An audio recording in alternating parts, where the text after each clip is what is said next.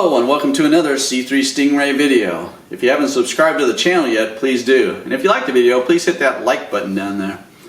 I've already taken the rear bumper off of a 1989 Corvette. That video is already on the channel.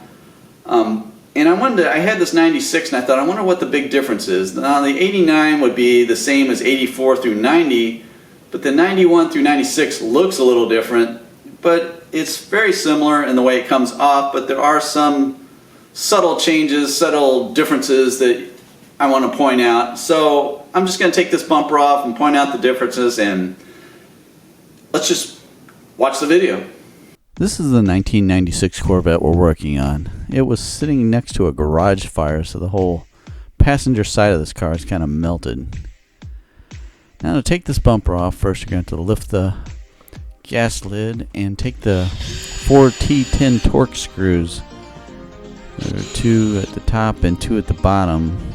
And you can see I ran into my first problem. The 2 on the bottom were stripped out, and I tried different sizes to maybe grab a hole, but nothing would work.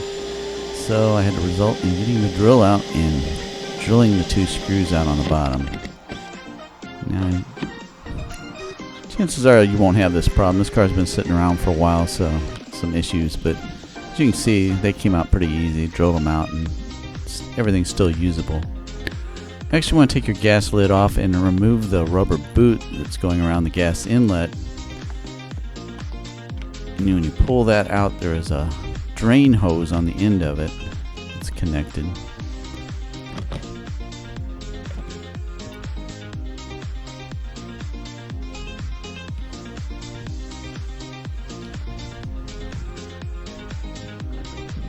Next, you want to take your license plate off. You know, everybody has different types of screws on their plates, so whatever you have holding your plate on, take that off.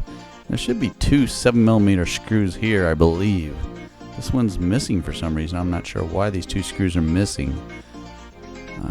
I don't know if this bumper's been off before or what the deal is. Now I'm taking off the reverse lights. There are 2 7mm screws on the reverse lights.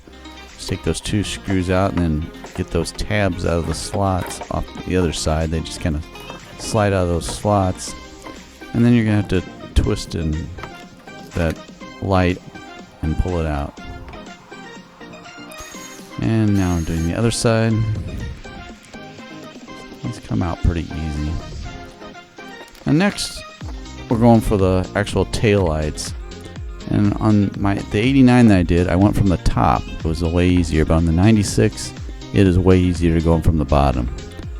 And there are 2 10mm screws on the tail lights. You can see 1 on each side. This one has a little clip on it holding a wire on it, but the rest of them didn't.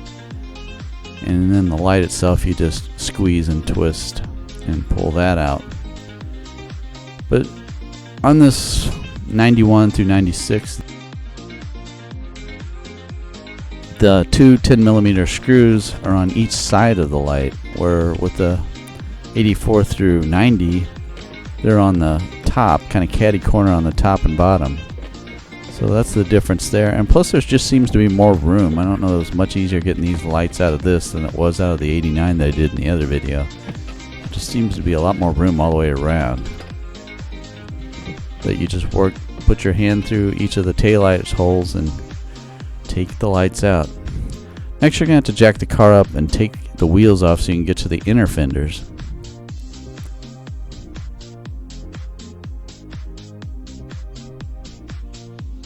And as you can see, there are 8 T10 screws going all the way around the inner fender on the outside, but there's 1 screw that is a T30. The screw here is a T30. It goes to a bar on the back. And then you have the 3 10mm bolts.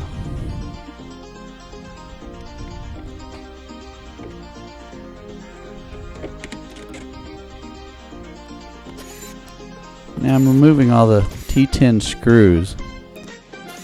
And for some reason I didn't show removing the T30, but I do remove the T30. And one of the screws gave me some issues. I had to use some vice grips to get it out. And now I'm taking the 3 10mm bolts out. And once you get all those out, it pops right out. You can pull the inner fender out of your way.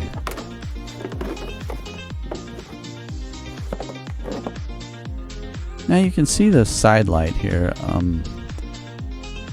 You really probably don't have to remove this. There are two 7mm screws holding that light in, and there are two light bulbs in each one. You have to twist and unscrew. You could leave this in. On the 89 that I did, this was like an access hole to get to those nuts and bolts a little easier, but on this car you really don't need to remove it. I don't remove it on the other side, but I removed it on this side. So it's kind of really your option if you want to get it out of your way or not. But you could easily leave it in there and just take the bumper off and leave them in. Just make sure you unscrew the lights though. Now here's the 10mm nuts. There's one here on this bar. You have to remove this whole bar. There's two 10mm nuts on that. And then there's a second 10mm nut right above where the side light is. You'll see it in a second.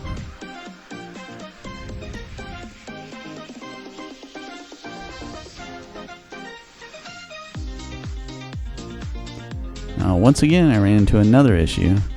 I'm trying to show you here. This is that second nut. You can't really see it in this video, but it is just turning. I tried putting some vice grips on the bottom of it and using a wrench to try to break it loose. It would not break loose. So, well, here we go. Had to get out the old cutting tool to get that nut off so I could get this apart. This is a big problem with these. Sometimes they do that. They'll just break loose and just spin. Because you can see this is that bracket holding those two bolts on there. They're just sitting in this really weak plate that's sandwiched in there. And if you twist, sometimes that breaks loose and they just spin inside this metal piece.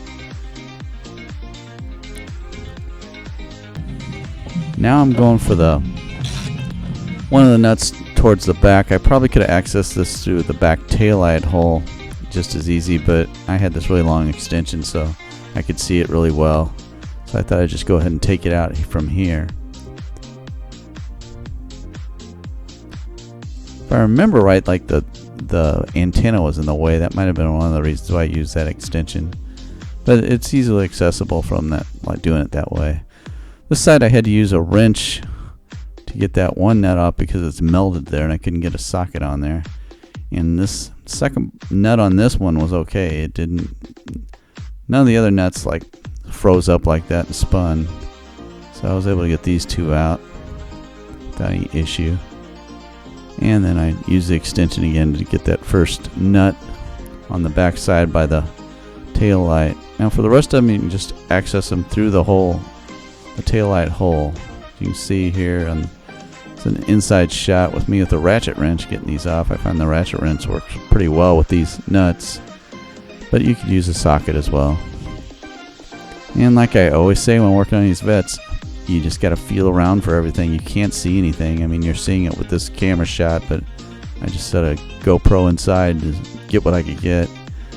But I can't see nothing. I just put my hand in there and slide it around and feel for the nuts and bolts and just work my way.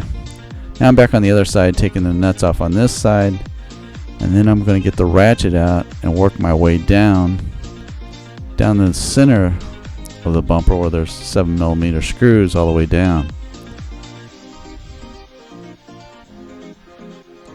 As you can see, I got the ratchet out now and I'm doing the 7mm screws.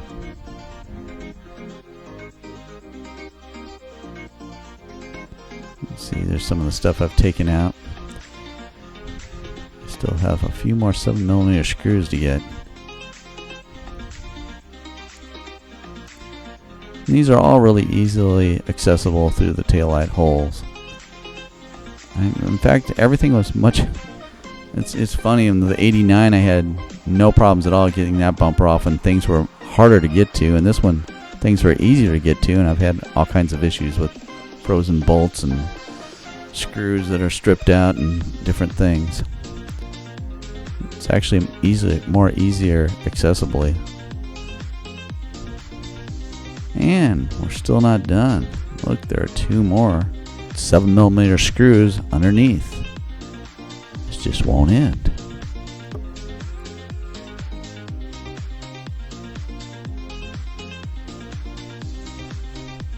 So now you get to feel around, and I guess you could lay down and actually see these and take them out, but I guess I'm so used to feeling around for things, I just decided to stay down there and just do it that way.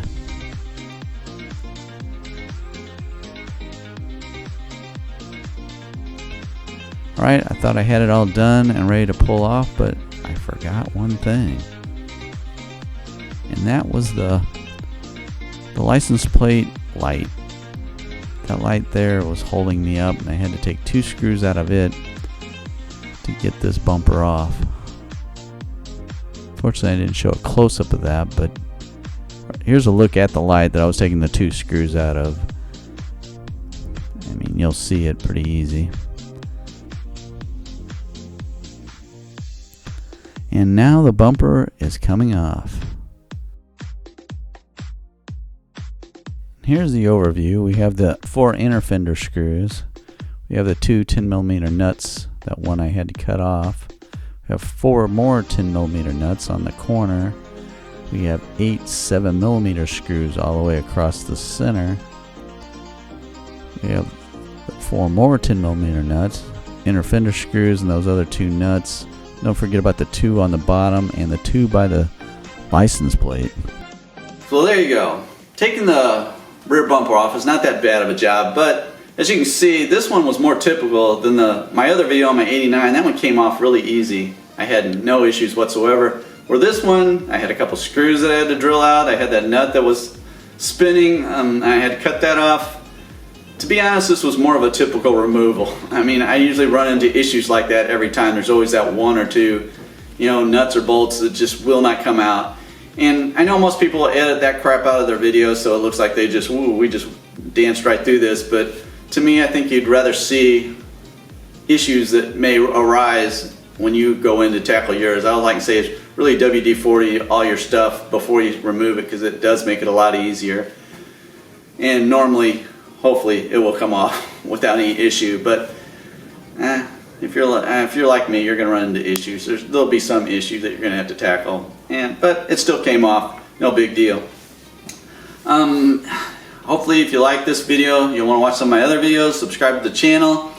And if you need used or new C3, C4, C5 Corvette parts, check out my website at c3stingray.com. And that is it. I'll see you on the road.